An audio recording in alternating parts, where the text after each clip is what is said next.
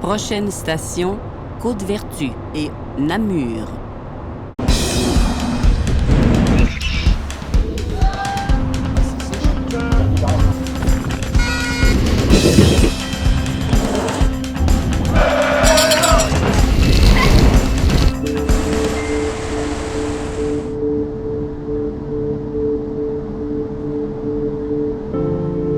Station Côte-Vertu. Terminus. Merci d'avoir voyagé avec la STM. La station Côte-Vertu est située à Ville-Saint-Laurent. C'est le terminus ouest de la ligne orange. Ça aurait été bien pratique qu'on relie la station Côte-Vertu à la station Henri Bourassa. Pendant notre défi des 68 stations, ça nous aurait fait économiser un bon 15 minutes. Cette station de métro a été inaugurée le 3 novembre 1986, donc plus de 20 ans après les stations initiales. Sur la passerelle surplombant les quais, on peut voir l'œuvre d'art de Yves Trudeau. Ça s'appelle relief négatif-positif. On dit qu'on voulait prolonger l'œuvre d'art jusqu'en haut des escaliers, mais pour des raisons de coût, ça s'est pas fait, malheureusement.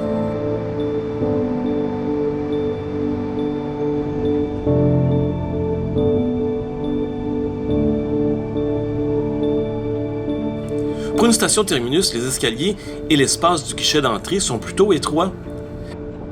Ça, c'est parce qu'on pensait au départ que Côte-Vertu serait une station intermédiaire, que ça serait pas le terminus.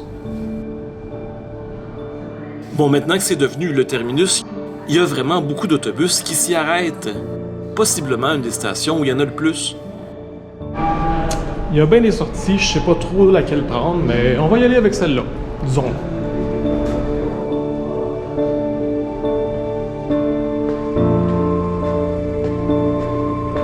J'ai quand même fait un très bon choix de sortie, parce que j'arrive directement devant une très jolie petite place.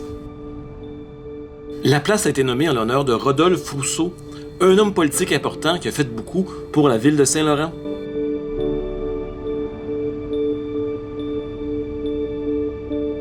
C'est un joli petit endroit où on peut venir pique-niquer pendant l'été et qui contient des belles sculptures de loups. Ici, on peut voir le côté très résidentiel de Ville-Saint-Laurent, qu'on devrait appeler simplement Saint-Laurent parce que c'est juste un arrondissement de la ville de Montréal. On voit ici le boulevard Côte-Vertu, un boulevard très commercial qui a donné son nom à la station. La rue a été nommée comme ça en l'honneur de l'église Notre-Dame-des-Vertus, une église très visitée en France. C'est sur ce boulevard qu'on retrouve le plus vieux centre d'achat de tout le Canada, les galeries Norgate. Je vous en ai parlé dans une récente vidéo.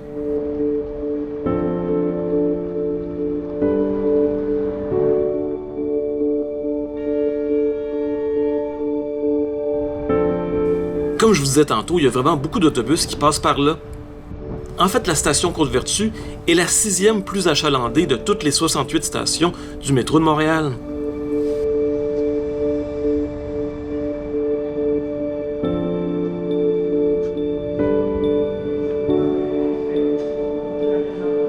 Je reviens donc à l'intérieur et je remarque ces espèces de vitres avec des panneaux bleus de chaque côté. Ça a probablement été rajouté plus tard pour éviter que les gens se pitchent en bas. On a comme ça une très belle vue d'en haut des escaliers mobiles.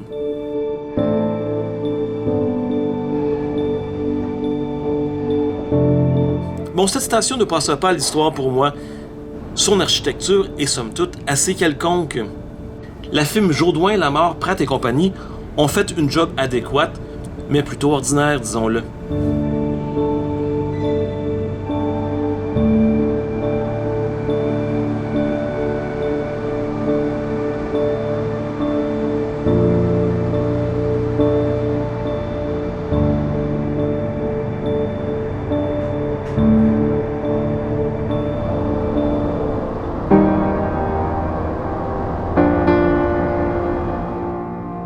La station Namur, située sur la ligne orange, a été inaugurée le 9 janvier 1984, donc elle a eu 40 ans il n'y a pas si longtemps.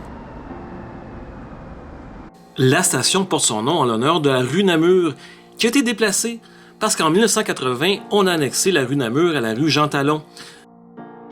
Et pourquoi Namur? Ben, c'est à l'honneur de la capitale de la Wallonie, en Belgique.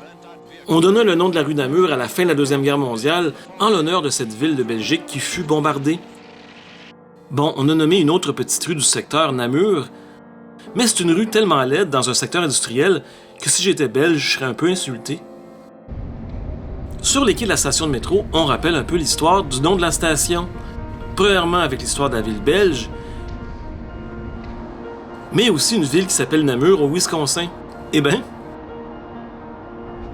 Mais on dit aussi que la Wallonie et le Québec sont des provinces sœurs.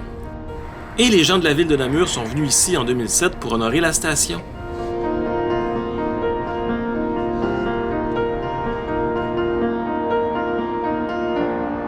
Bon, au niveau des quais, cette station de la ligne orange est pas vraiment remarquable. Elle est somme toute bien ordinaire. Mais ce sont quand même des grands volumes, et ça, j'apprécie ça beaucoup. Mais c'est lorsqu'on monte sur la passerelle, là où il y a les guichets, qu'on est tout ébloui. On peut voir des quais, ce qui est la plus grosse œuvre d'art de tout le métro de Montréal. Ça s'appelle Système, de l'artiste Pierre Granche. C'est comme une espèce de grosse cellule formée de dodécaèdres. Un dodécaèdre, pour ceux qui ne savent pas, c'est une figure géométrique à 12 faces. Dans ces formes, il y a des néons qui illuminent toute la station, particulièrement évidemment les guichets.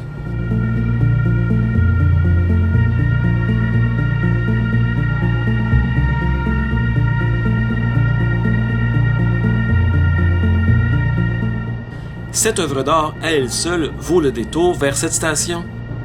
Parce que je vous dirais que c'est pas mal le seul attrait. L'édicule de la station Namur est vraiment bien ordinaire. Il accomplit adéquatement ses fonctions.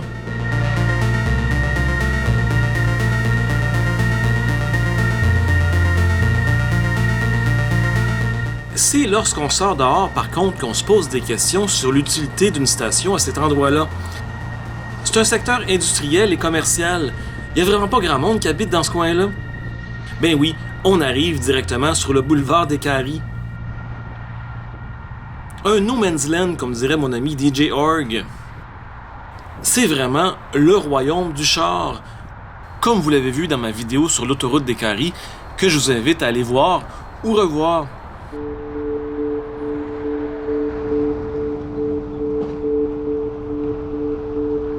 En fait, comme je vous disais tantôt, le secteur est vraiment très commercial et un petit peu industriel. Donc, il y a peut-être pas mal de travailleurs du secteur qui débarquent ici à la station Namur.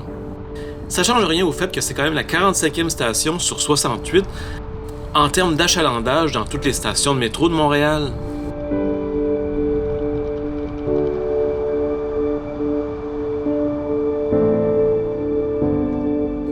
Nonobstant son œuvre d'art, la station est quand même assez banale. Ben oui, j'ai utilisé le mot nonobstant. Comme pour Côte-Vertu, c'est une architecture fonctionnelle et efficace, rien de plus.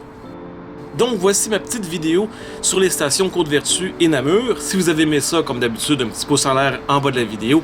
Abonnez-vous si ce n'est pas encore déjà fait. Allez voir mon Patreon, le lien dans la description. Et avant qu'on se quitte, je vous laisse avec une petite vidéo faite il y a quelques années sur une des seules choses à faire qu'il y a autour de la station Namur. À plus!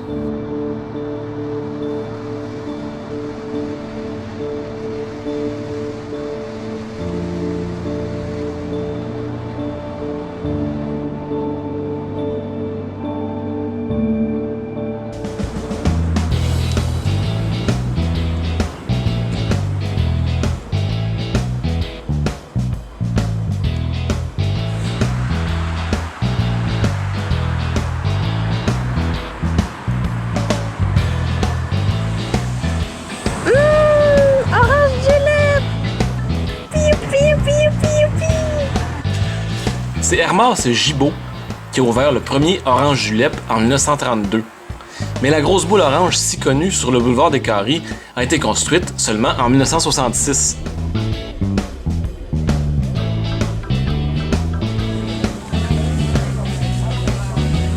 Orange Julep, c'est un fast-food qui offre tous les classiques hot dog, hamburger, poutine.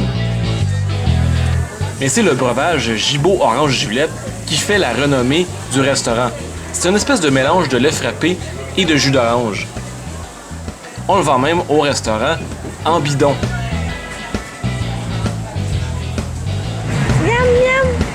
Ponto a choisi le trio des 2 hot dogs. De mon côté, je me suis laissé tenter par un cheeseburger. Et à mon goût à moi, le burger et les frites d'orange julep sont supérieurs à la moyenne des casse-croûtes. En plus, à tous les mercredis soirs, Orange Julep organise des rassemblements de vieilles automobiles. Et ça ne fait que commencer, nous allons avoir de plus en plus de voitures, plus le temps va avancer, plus on va avoir de voitures.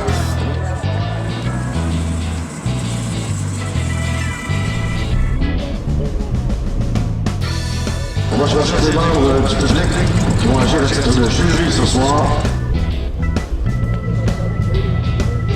On fait tout ça dans le but de s'amuser entre nous.